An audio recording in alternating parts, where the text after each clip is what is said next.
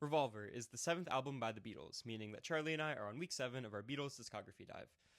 One of the most important things the band would ever do is invent what we think of as an album, as more than a collection of songs, but as a cohesive project. So it might come as a surprise that this album feels very all over the place. You get exciting rock songs, as well as harrowing chamber pieces, and maybe some of the first psychedelic music. It's an absolute treat that thrives on its unpredictability, although reviewing each member's individual contributions can reveal something deeper. Let's start with Ringo, who only sings on one song, as always, but that song on Revolver is Yellow Submarine, which is a blast. So much of its power comes from the picture it paints, with its constant aquatic sound effects and jovial group chorus. It's a song about togetherness, and you can feel that in every component of the track. Next, let's talk about George, who is behind the opener, Taxman.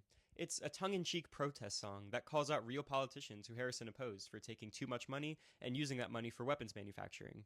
He portrays the taxman as a comically cruel tyrant who holds nothing sacred. It's simple, but it's still scathing and funny. George also has his finest use of classical Indian influence on the song Love You Too. The sitar weaves and strikes its way through the track to create a song that's equal parts unnerving and groovy. The lyrics show a totally different side of his discontentment as well, with lines like "Love me while you can before I'm a dead old man." It's clear that he's upset with the world and struggling to find his place in it. He lashes out at the government, at time and life, and at his own mind across Revolver to create some of his most restless but poignant work. Next, let's talk about Paul, who pens perhaps his most important song for the band with Eleanor Rigby. It is harrowing, with its sharp orchestral instrumentation and lyrics about universal disillusionment. It makes me feel like we're all doomed the moment we come into this world, and it's insane that a song this old still has something so powerful to say about the lows that can be brought on by the human condition.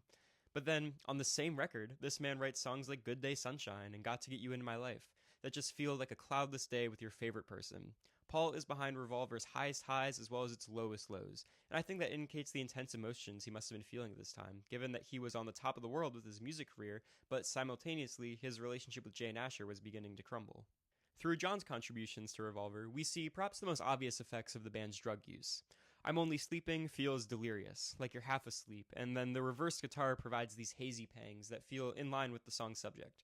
It's clear that Lennon was the most interested in pushing boundaries at this point in the band's career, with challenging lyrics and revolutionary composition and recording ideas. This is most apparent on the record's closing track, Tomorrow Never Knows, which is nothing short of a masterpiece. It commands your attention with its innovative tape loops and psychedelic lyrics that tie into the theme of universal oneness.